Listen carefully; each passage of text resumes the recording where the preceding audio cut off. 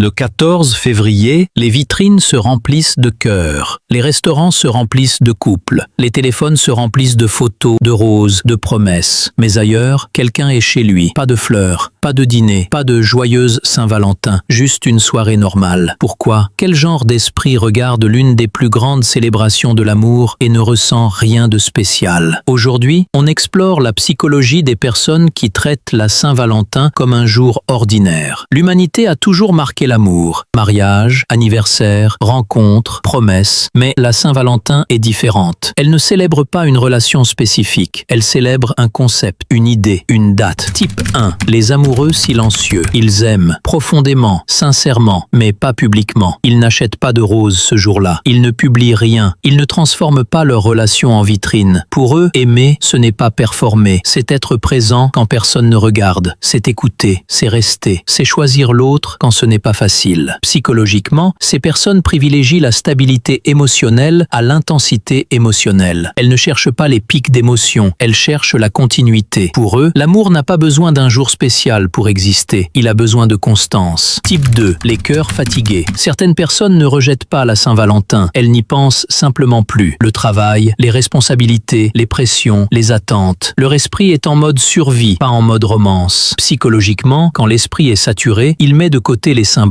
L'amour demande de l'attention. L'attention demande de l'espace mental. Et ces personnes n'ont plus cet espace. Ce n'est pas un manque de cœur, c'est un excès de poids. Quand le 14 février arrive, elles ne ressentent rien de spécial. Non parce qu'elles ne veulent pas aimer, mais parce qu'elles sont trop occupées à tenir debout. Type 3. Les solitaires invisibles. Certaines personnes ne traitent pas la Saint-Valentin comme un jour normal par choix. Elles le font parce que l'alternative fait trop mal. Pas de message, pas d'invitation, pas de personne à appeler quand la nuit tombe. Quand ce jour arrive, ce n'est pas une fête, c'est un miroir social, photos de couple, messages romantiques, stories pleines de bonheur. Tout le monde semble aimer, tout le monde semble choisi. Pour les personnes seules, cela crée une douleur silencieuse, une confirmation sociale de l'absence. Alors elles se retirent. Elles se disent que ce n'est qu'un jour comme un autre, car retirer le sens, c'est réduire la blessure. Elles regardent quelque chose de familier, elles dorment tôt, elles scrollent sans interagir, non pas parce qu'elles sont froides, mais parce que ressentir pleinement ferait trop mal. Au fond, elles ne rejettent pas l'amour, elles se protègent de la déception. Type 4. Les cœurs blessés. Pour certaines personnes, l'amour n'a pas été une célébration. Il a été une perte, une rupture, une trahison, un attachement qui a laissé une cicatrice. Quand l'amour a fait mal, célébrer l'amour peut sembler faux, voire injuste, envers ce qui a été vécu. Psychologiquement, célébrer exige une sécurité émotionnelle. Cela suppose que la douleur puisse être regardée comme passée. Mais pour les cœurs blessés, la douleur est encore là. Alors, ils ne célèbrent pas